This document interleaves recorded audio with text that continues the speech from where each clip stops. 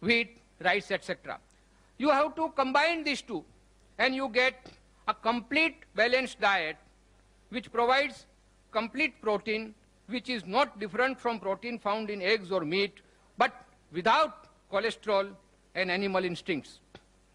One dietetic association has stated positive relationship between vegetable lifestyles and risk reduction for several chronic degenerative diseases as mentioned earlier.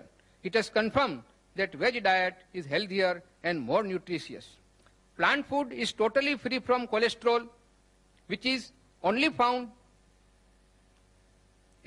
found in both. But cholesterol is only found in animal products such as meat, poultry, fish and dairy. Flesh food is also high in saturated fats which our liver converts into cholesterol. Our body makes all the cholesterol we need. Now this is very important, friends. You must understand. We need cholesterol, but we don't have to take cholesterol from animal food. Our body, it's a wonderful mechanism. The biochemistry, the chemical factory of our body can manufacture all proteins, all cholesterol from our own system. 3/4 of the cholesterol in our blood is made by our body. It is the excessive amounts of cholesterol and saturated fat in the diet that lead to coronary heart disease. The other diseases, friends, which I have summarized from various journals, medical journals: epilepsy, infected flesh, kidney diseases, excessive protein, excessive uric acid. These are all the diseases because of the flesh food. Rheumatoid, arthritis, gout. This is the direct consequence of uric acid found in flesh food. Degeneration of intestines, decay in immunity system. Dr. Deepak Chopra of America has stated that our body is capable of living for more than 100 years if we take proper care of it. Now look at the population in extreme north region, Eskimos. Now perforce, because no vegetation is available, they have to take flesh food. And the average life of an Eskimo is only 30 years. All non-veg food is devoid of vitamin C and vitamin A, which is naturally available in vegetables. Avidin in eggs and other dangerous bacteria are responsible for many skin diseases such as eczema, scabies, leprosy, etc. Now I'll give you certain scientific facts. One medical study has proved that there are less heart diseases in veg people than flesh eaters. Second, it's a well-known fact that not only in India, but even in advanced countries, there is no foolproof system of medical exam of animals before slaughtering. Thus, diseases carried by them are passed on to the humans who eat flesh food.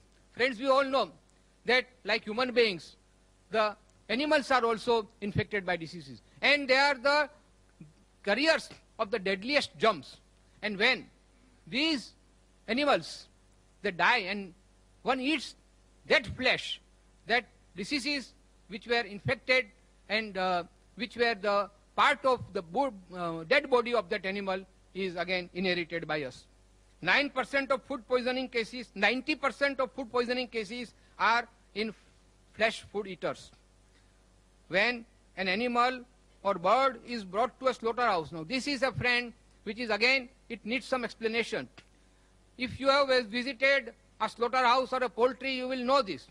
When the animals are brought to the slaughterhouse and when they know that they are going to be slaughtered, the pain, the agony, the anguish that runs in the system, it gives rise to adrenaline, the hormones, which mixes with the blood and into the flesh.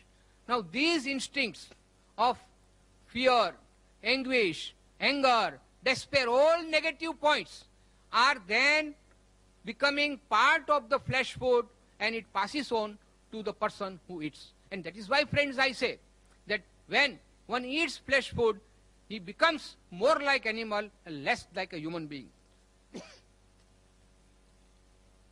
I will now turn to the fallacy that eggs are necessary for growing children because they contain protein.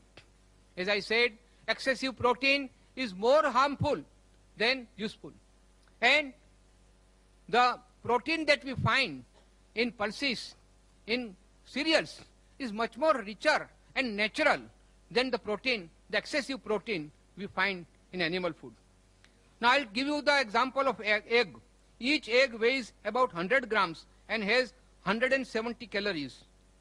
It contains 13.6% of protein, as against that any dal or pulse will contain 24% of protein, much more than the egg, of same weight, 100 grams. Egg will contain 13.3% saturated fat, while there is no saturated fat or very little of 1% in cereals and pulses. 450 to 500 milligram of cholesterol is contained in egg, one egg. Amino acid called methionine, which destroys vitamin B. Large quantity of sodium salt. All these are part of the egg. And when one eats egg, he is then infected. His body is infected because of this excess protein, cholesterol, and saturated fat. It does not contain any carbohydrate. It does not contain any fiber. Friends, the medical science has now come forward and stated that for our digestion, we must have fiber. And fiber is found only in vegetable food and not in the flesh food at all. Now, cost-wise, I'm only comparing the egg now. Cost-wise, for 1 gram of protein, the cost of egg is 4 to 5 times more than the pulses, wheat or soybean. Cost of 100 calories, it is almost 10 times costlier than the pulses. Thus, pulses, wheat, etc. are not only cheaper, but they provide other important nutritions like vitamins, minerals, fiber, etc. Now let's take a look at the poultry farming. Now they call it poultry farming. It's a totally misnomer. I tell you, sir, it is a poultry factory. The way in which the birds are stored there, they have to climb upon one another to eat or drink because there is not sufficient space.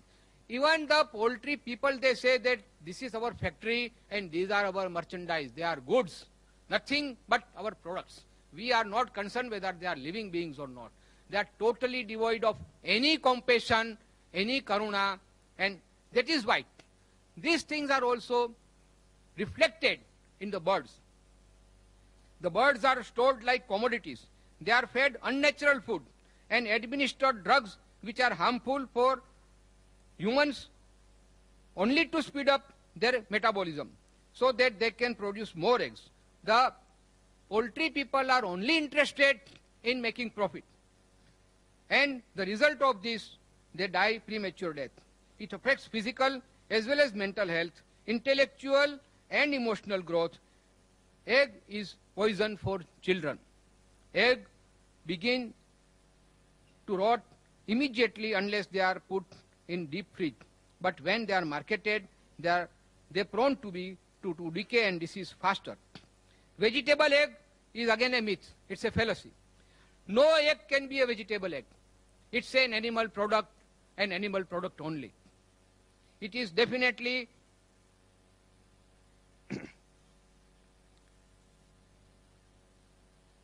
it's definitely an animal product. It can never be called vegetable item. It's a misnomer. It's a deception. Friends, I will now turn to the economical aspect.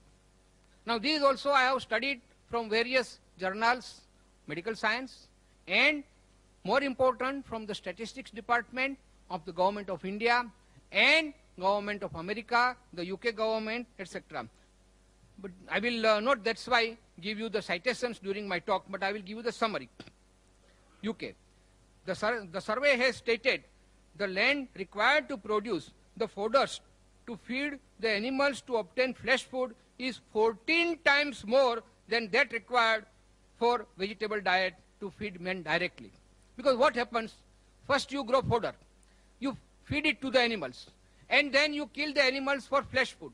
And that is how you get your flesh food. But if the same land is used for agriculture, for pulses and cereals, that same piece of land can support many more families, and here only few families can be supported by using this land for pasture. I have been given one statistics. 10 square acres of land can support 10 heads of human beings or 10 heads of cattle for the whole year. But 10 heads of cattle for meat cannot support even one single person throughout the year. Natural grass or pasture can and grain crop both genetically belong to grass family. You see, once the crop is harvested, what we have is hashish or stalks.